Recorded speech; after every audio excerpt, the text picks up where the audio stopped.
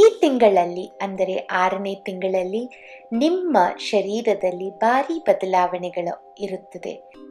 ಈ ತಿಂಗಳ ಕೊನೆಗೆಲ್ಲ ನಿಮ್ಮ ಮಗು 750 ಗ್ರಾಂ ತೂಕ ಮತ್ತು 14 ಇಂಚು ಉದ್ದ ಕಾಣಿಸಬಹುದು. ನೀವು ಯೋಚನೆ ಮಾಡ್ತಾ ಇರ್ಬೋದು, ನಿಮ್ಮ ಮಗು ಒಳಗೆ ಏನು ತಿಂತಾ ಇರ್ಬೋದು, ಹೇಗೆ ತಿಂತಾ ಇರ್ಬೋದು ಅಂತ. ಅವನು ಅಥವಾ ಅವಳು ತಮ್ಮ ಜೀರ್ಣ ವ್ಯವಸ್ಥೆಯನ್ನು ಸಕ್ರಿಯವಾಗಿ ಇಡಲು ಪ್ರತಿದಿನ ಆಮ್ನಿಯಾಟಿಕ್ ದ್ರವ್ಯವನ್ನು ಸ್ವಲ್ಪ ಪ್ರಮಾಣದಲ್ಲಿ ನುಂಗುತ್ತಾ ಇರಬಹುದು. ರಿಸರ್ಚ್ ಪ್ರಕಾರ ಈ ಆಮ್ನಿಯಾಟಿಕ್ ದ್ರವ್ಯದ ರುಚಿ ನೀವು ತಿನ್ನುವ ಆಹಾರ ಮೇಲೆ ಸ್ವಲ್ಪವರೆಗೆ ಆಧಾರ ಪಡೆದಿರುತ್ತದೆ. ನಿಮ್ಮ ಮಗುವಿನ ಕಣ್ಣುಗಳು ಇನ್ನೂ ಮುಚ್ಚಿ ಇದ್ದರೂ ಬೆಳಕು ಮತ್ತು ಕತ್ತಲೆಯನ್ನು ಅದು ಗ್ರಹಿಸಲಾಗುತ್ತದೆ.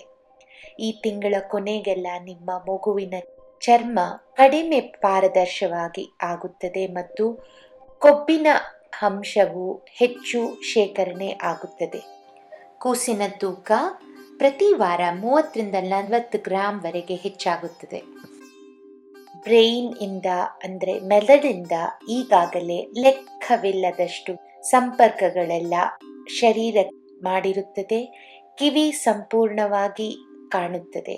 ಈ ತಿಂಗಳ ಕೊನೆಗೆಲ್ಲ ತಾಯಿಯ ಹೊಟ್ಟೆಯಲ್ಲಿ ಎಲ್ಲ ಅಂಗಾಂಗಗಳು ಬೆಳೆಯುತ್ತಿರುವ ಮಗುವಿನ ಕೋಸರ ಜಾಗ ಮಾಡಲು ಪುನಃ ಎಲ್ಲ ವ್ಯವಸ್ಥೆ ಆಗುತ್ತದೆ. ನೀವು ನಿಮ್ಮ ಹೊಟ್ಟೆ ಮೇಲೆ ಕೈ ಇಟ್ಟರೆ ನಿಮ್ಮ ಮಗುವಿನ ಚಲಾವಣೆಯೆಲ್ಲ ನಿಮಗೆ ಹೊರಗಿಂದನೇ ಅನುಭವವಾಗಬಹುದು. ಮಗುವಿನ ಶ್ವಾಸಕೋಶಗಳು ಲಕ್ಷಾಂತರ ಶಾಖೆಗಳನ್ನು ರೂಪಿಸುತ್ತದೆ. ಇವನ್ನು ಬ್ರಾಂಕಿಯೋಲ್ ಅನ್ನುತ್ತಾರೆ. ಇದೆಲ್ಲ ಮಗುವಲ್ಲಾಗ್ತಾ ಇದ್ರೆ ನೀವೇನು ಅನುಭವಿಸಬಹುದು?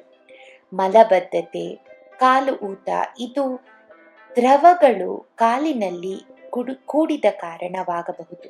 ಗರ್ಭದ ಸ್ವಲ್ಪ ಹಾರ್ಮೋನ್ಗಳು ಚರ್ಮದ ರಂಗನ್ನು ಕೂಡ ಬದಲಾವಣೆ ಮಾಡಬಹುದು. ಚಿಂತಿಸಬೇಡಿ, ಇದು ಹೆರಿಗೆ ನಂತರ ಕಡಿಮೆ ಆಗುತ್ತದೆ. ಇದು ಚರ್ಮ ಗರ್ಭದ ಸಮಯ ಎಳೆದಿದ್ದಂಗೆ ಇದ್ದ ಕಾರಣ ಆಗಬಹುದು. ಇದನ್ನು ಸ್ಟ್ರೆಚ್ ಮಾರ್ಕ್ಸ್ ಅನ್ನುತ್ತಾರೆ. ಈ ತಿಂಗಳಿನ ಕೊನೆಗೆಲ್ಲ ನಿಮ್ಮ 2ನೇ ಟ್ರೈಮೆಸ್ಟರ್ ಮುಗಿಯುತ್ತದೆ.